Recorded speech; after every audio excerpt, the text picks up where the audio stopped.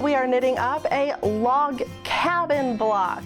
Hi guys, I'm Kristen and welcome to Studio Knit. I am so excited to share this really cool log cabin pattern with you. Now this is part of the Bernat Stitch Along that I'm hosting right now. There is a Facebook page where you can join in. You can jump in at any time. We're in week 2 right now and we're using Bernat blanket yarn. This is a really cool geometric pattern where we're starting in the middle, and the construction is really cool because then we just add block after block around and around until we complete our entire 21 by 21 inch block of the log cabin pattern. And again, for you quilt lovers, this might be a familiar design to you, but we are going to be knitting it up. And we are going to use all 5 colors of our Bernat blanket yarn that we've selected. The pattern is available when you click the link here in the video. That's where you get the written pattern that Joanne is providing us. It's totally for free, of course.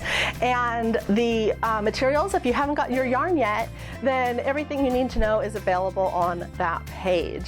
So let's just jump into it and knit it up. We're using all 5 of our yarn shades, and the bottom 3 are brand new shades available exclusively at Joanne. I have aubergine, dark teal, and smoky green.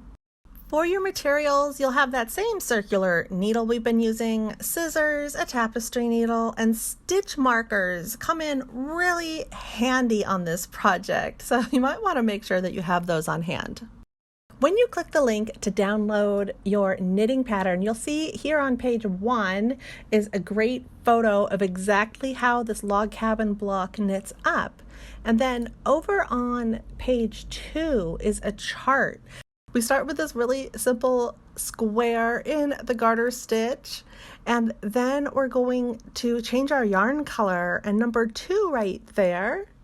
And for number 3, we will add this piece by picking up our stitches, and we continue around. So you'll see number 4 and 5 and then 6. These are all achieved by picking up stitches and knitting up that little swatch.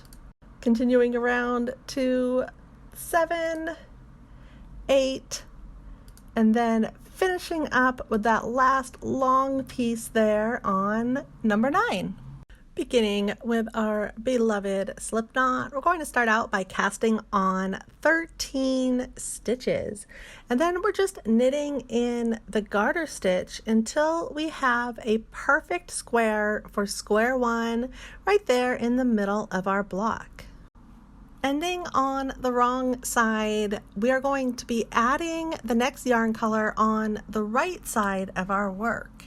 So just go ahead, change your yarn color right here, and then we will be knitting up this second block until it's 3.5 inches in height. Your last row will be on the right side, and then once you're on the wrong side, you'll go ahead and cast off.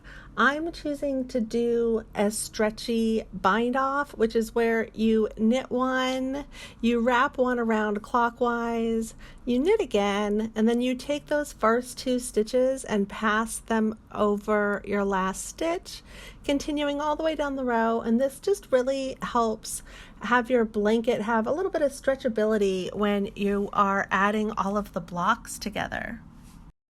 And we're finishing up number 2 here by actually cutting our yarn and weaving in our yarn tails.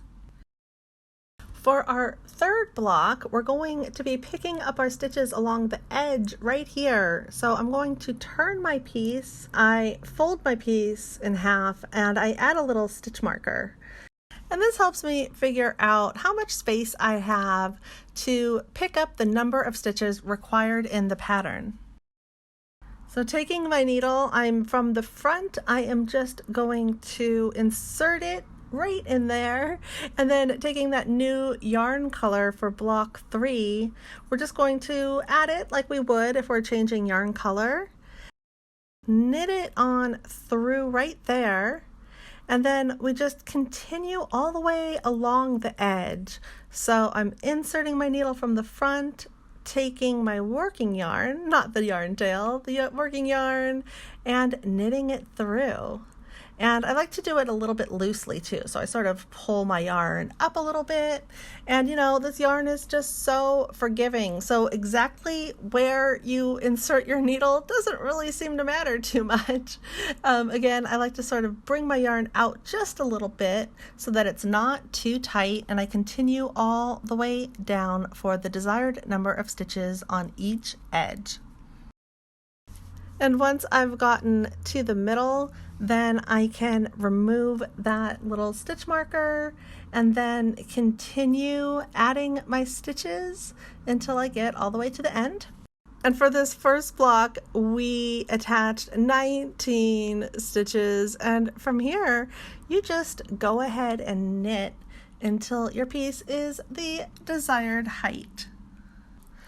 And for a longer piece, like the very last block that we're doing, number 9, the stitch markers come in really handy. I like to, again, fold my piece in half and add my stitch marker.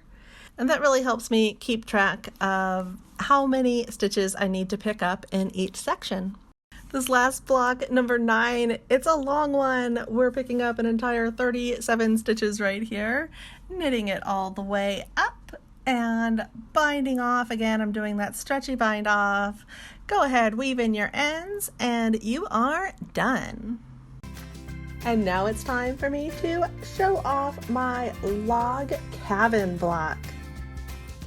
So I hope you are inspired to create this really cool log cabin block. I just love the construction of it, and it is something that you can use in the stitch along right now. You also can go ahead and use this pattern for your own design, right? You can go ahead and just create your entirely own creation of a blanket of any size using this exact same block over and over if you'd like. It's just a beautiful design. So let me know how it goes for you guys, and I will see you here at Studio Knit next time, guys.